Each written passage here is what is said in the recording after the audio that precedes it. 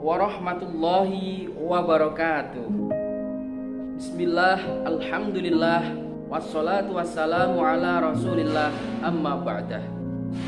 Anak-anakku semuanya yang berbahagia, alhamdulillah di pagi hari ini kita masih tetap bisa bersama untuk mempelajari ilmu-ilmu agama, pendidikan agama Islam bersama Pak Saiful Ali. Pagi ini tak lupa saya ucapkan selamat Hari Raya Idul Adha bagi kita semuanya, meskipun kali ini kita merayakannya di rumah saja, merayakannya hanya kepada sebatas keluarga, namun tidak mengurangi rasa syukur kita kehadirat Allah Subhanahu wa taala. Alhamdulillah, pada pagi hari ini pelajaran kita sudah sampai pada bab yang kedua, yaitu bacaan surat An-Nisa ayat 59 tentang taat dan patuh kepada aturan-aturan Allah Subhanahu wa taala, aturan Nabi Muhammad Shallallahu alaihi wasallam, dan aturan pemerintah atau orang-orang yang kita ikuti. Silakan ayatnya bisa disimak pada gambar di samping ini. Baik anak-anak, mari kita baca bersama-sama ayat tersebut dengan bacaan yang tartil, tajwid, dan bernada yang indah. Tirukan Bapak. A'udzu billahi minasy syaithanir rajim. Bismillahirrahmanirrahim. Ya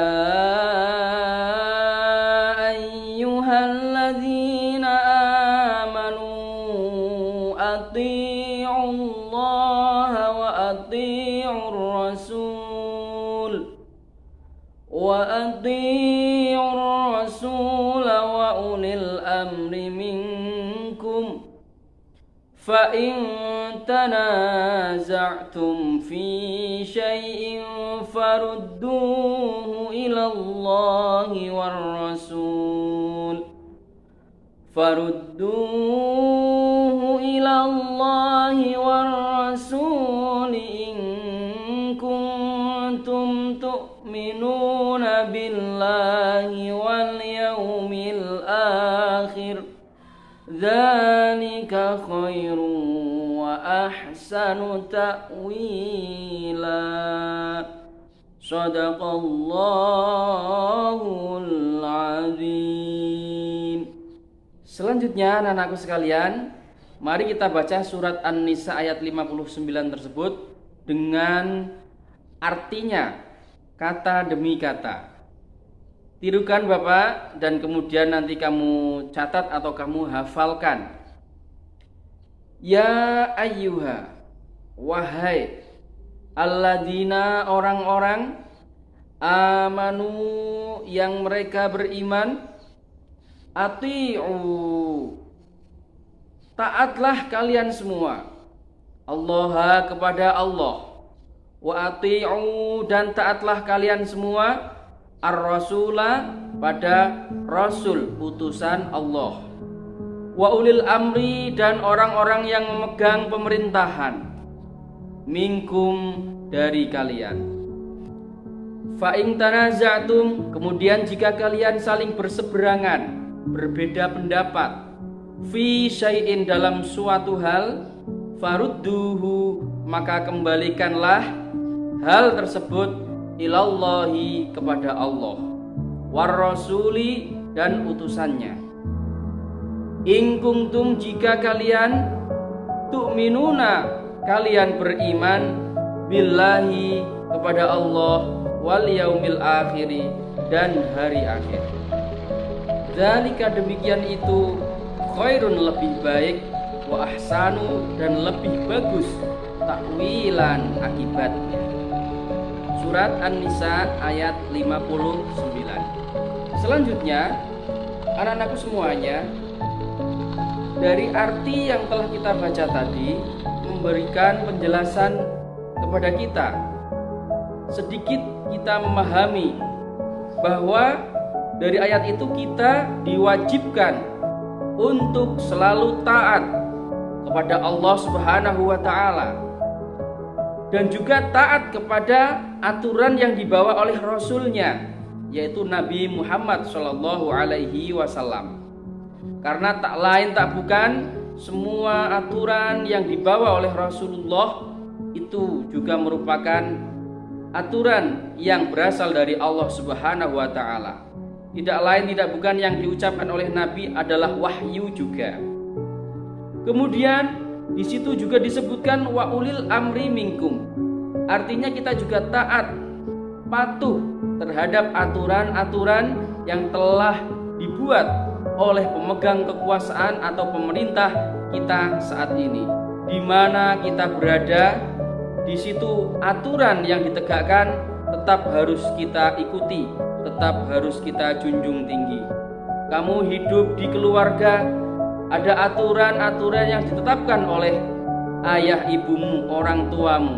Kamu hidup di pesantren, ada aturan-aturan yang harus ditaati yang telah ditetapkan oleh pengurus pesantren. Kamu hidup di sekolah, juga harus mengikuti aturan-aturan yang telah ditetapkan oleh pihak sekolah. Kamu hidup di masyarakat, juga harus mengikuti semua aturan-aturan bermasyarakat. Kamu hidup di negara Indonesia tercinta ini, juga harus taat terhadap undang-undang yang tertera di dalam Undang-Undang Dasar 1945 dan semua peraturan-peraturan yang dibuat oleh pemerintah. Ayat ini mewajibkan umat Islam untuk selalu seia, sekata, setuju dan mematuhi, serujuk dengan apa yang sudah dicarangkan, sudah dijadikan aturan, disepakati bersama dan menjadi sebuah pedoman hidup bersama-sama di suatu masyarakat, di suatu negara. Umat Islam tidak boleh menjadi umat yang selalu membangkang, boleh tidak sependapat, boleh tidak sepaham, boleh, tetapi tetap saling menghargai dan hal yang sudah disepakati tetap harus dilaksanakan. Aturan yang sudah dibuat tetap harus ditaati, harus dipatuhi. Ketidaksetujuan kita hanyalah menjadi pendapat pribadi saja. Dan ketika sudah melalui musyawarah dan mufakat bersama dan sudah ditentukan aturannya, maka itu mengikat kepada seluruh kelompok masyarakat, seluruh warga yang mengakui aturan tersebut dan wajib mengikuti semuanya. Apabila melanggar juga sudah ditentukan hukumannya. Selanjutnya, anak-anakku sekalian, dari ayat tersebut juga disebutkan fa in tanaza'tum fi syai'in farudduhu ilallahi war rasul. Jika kita berseberangan, berbeda pendapat, maka kembalikanlah semua itu kepada Allah dan Rasulnya. Artinya apa? Artinya kita kembali kepada aturan Allah, kembali kepada aturan yang ada dalam kitabullah, Al-Quran, dan juga kepada Rasulullah, yaitu al-hadis, aturan-aturan yang dibawa oleh Rasulullah. Jadi tetap, walaupun berbagai macam pendapat yang ada, yang paling utama peraturannya Allah dan Rasulnya yang terdapat di dalam Al-Quran dan Al-Hadis, itu yang nomor satu. Demikian itu khairun wa ahsanu ta'wilan.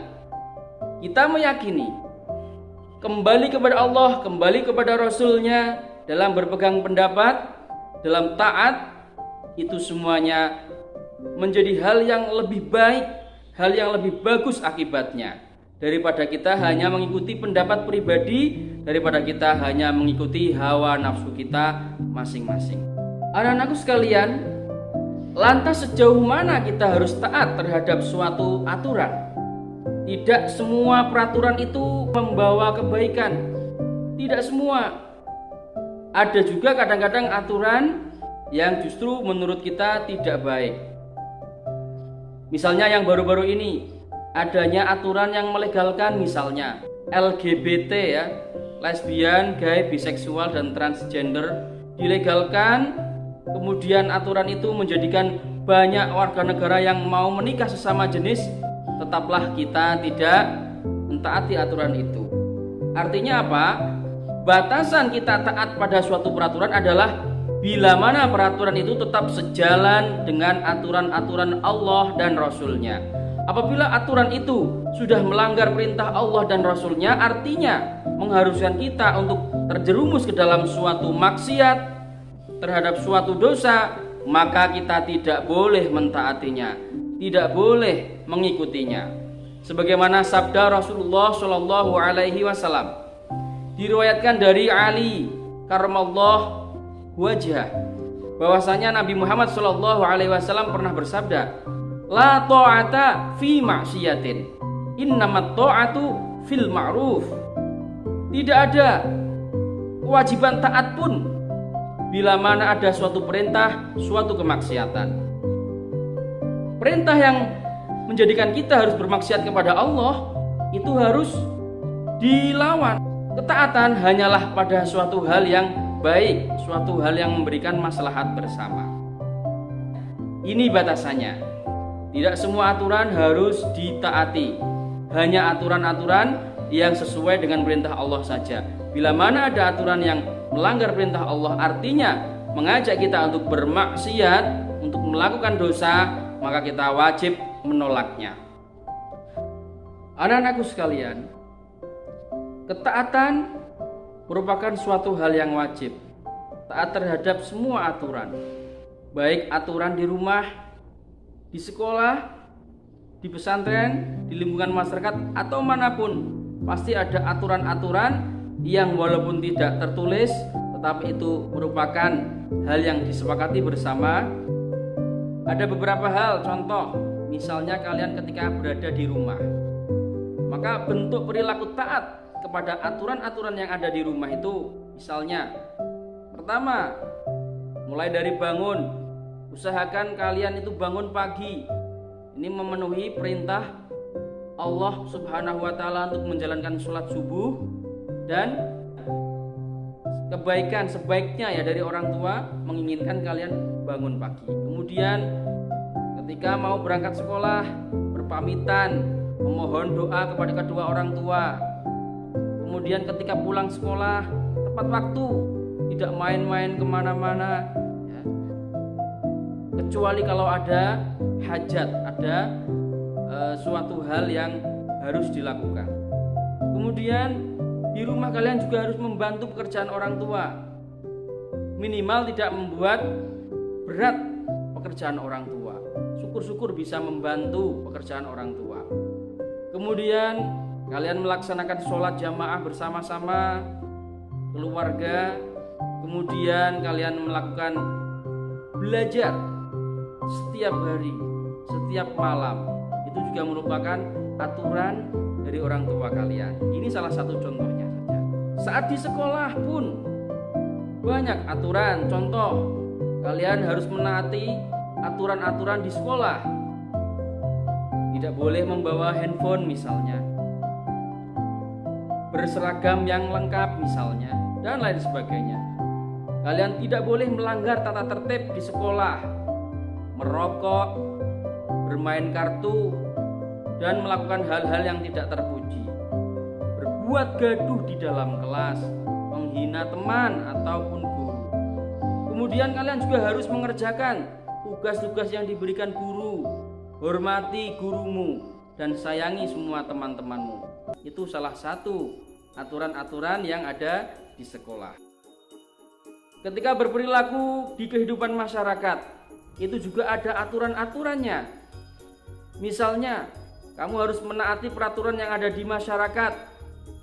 Menaati aturan misalnya di RT kamu dilarang membunyikan musik yang sangat kencang sehingga mengganggu tetangga misalnya. Kamu harus taati.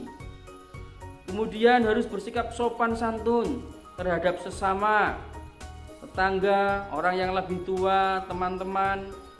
Kemudian menghormati kepada orang-orang yang lebih tua umur dari kita dan menyayangi orang-orang yang lebih muda dari kita. Tidak suka membuli orang lain. Kemudian ikuti semua kegiatan-kegiatan di masyarakat. yang diwajibkan untuk diikuti bersama. Contoh misalnya gotong royong, ada jadwal ronda misalnya, ada pengajian apa rutinan setiap malam Senin, setiap malam Selasa, seperti itu. Ikuti musyawarah RT misalnya. Menjaga kebersihan dan keamanan serta kenyamanan di lingkungan kamu masing-masing. Ini juga merupakan aturan yang berada di masyarakat kita. Ciri-ciri orang yang taat pada aturan. 1, ia pasti harus tahu terhadap aturan yang berlaku. Harus tahu. Kemudian isi aturan-aturan yang berlaku itu seperti apa hukumnya, tahu. Lalu terhadap aturan-aturan itu ia bersikap positif. Jadi tidak negative thinking, ya. Karena ia harus meyakini bahwa peraturan itu semuanya dibuat demi kebaikan bersama. Tidak boleh meremehkan suatu peraturan. Hikmah taat kepada peraturan. Kalau kita sudah menjadi orang yang taat pada aturan, mau diatur hidupnya, mengikuti aturan yang berlaku, maka hidup kita akan menjadi tenang. Kita tidak merasa seperti dikejar-kejar dosa akibat melanggar suatu peraturan. Jadi hidup kita akan menjadi tenang, damai, dan tidak hanya kita, masyarakat juga merasakannya. Dengan demikian hidup kita akan menjadi selamat, nyaman, tentram. Karena setiap aturan pasti ada suatu kebaikan bagi kehidupan bersama-sama. Kemudian yang ketiga, cita-cita kita hidup bahagia pasti akan mudah tercapai dengan baik bahagia di dunia maupun bahagia di akhirat. Anak-anakku sekalian, demikian materi pelajaran kali ini Bapak sampaikan. Semoga dapat membawa manfaat dalam kehidupan kita dan kita menjadi orang yang selalu taat terhadap aturan-aturan yang berlaku dan kita tidak melanggar aturan-aturan yang sudah ditetapkan. Semoga hidup kita bahagia, selamat di dunia dan akhirat. Amin amin ya rabbal alamin. Wassalamualaikum warahmatullahi wabarakatuh.